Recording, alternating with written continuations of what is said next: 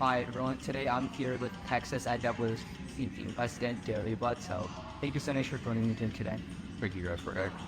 Of course. First question I want to ask is, what work and initiatives is the NAACP currently doing with artificial intelligence?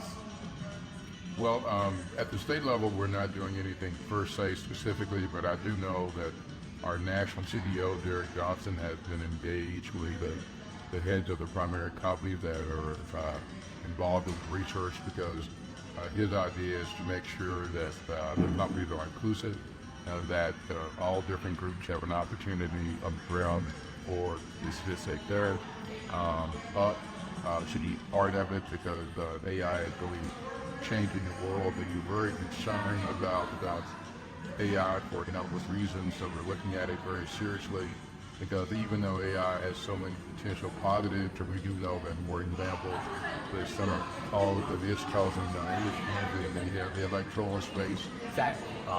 And it's also causing an issue called memorial in the labor street that we take many jobs. So we're very much aware of the estimates. Yeah. And actually, I just want to follow up on the point today about the electoral space. 2024 is going to be the first year when AI is going to have an impact, and this year is specifically important because we have elections in so many democracies across the entire world, and whether that be like England, India, or the United States, of course, with 10 elections in November. There's one specific instance, President Biden falsely they made a false video of President Biden saying, if you vote in the New Hampshire primaries, that you can't vote in November. So obviously a bogus claim, that's not true. So keeping things like that into respect, what impact do you think AI is going to have on the 2024 election? I clearly will have an impact. I was guessing if I could say it's the breadth of the scope of the impact, but clearly it has been. We have seen all kinds of shenanigans in the electoral suite. Put evidence that in the court, litigation of voter ID litigation, where people put out false signs, or they deliver fake newspapers after driving tail boxes, or they put false claims door to door, and do that. They have bogus calls. The people that are calling, giving their bogus information about the election. So if it happened then for AI, you can expect that it's going to happen more so now. And right now, we don't have a real mechanism in place for people to screens. The only thing that we can do that we're really are empowered to do right now is to educate people about looking through that and making sure that something really is what it is represented to be. Until the AI industry comes together and really some kind of policing mechanism, for example, where you can have that good housekeeping stamp of approval or something on things that are on social media or what have you, we're going to continue to have this AI problem. It's going to become more and more. We've seen it in school, college, everywhere. Yeah, everywhere. Yeah. I really think it is a threat to our democracy, and that's the way that we have to see it. I mean, definitely has potential benefits, but right now the way that we're seeing it with elections, I agree with you that I'm more scared to think about doing something stuff in the field. I couldn't agree more. I think it's a great idea for the potential with it not fail-safes that are there.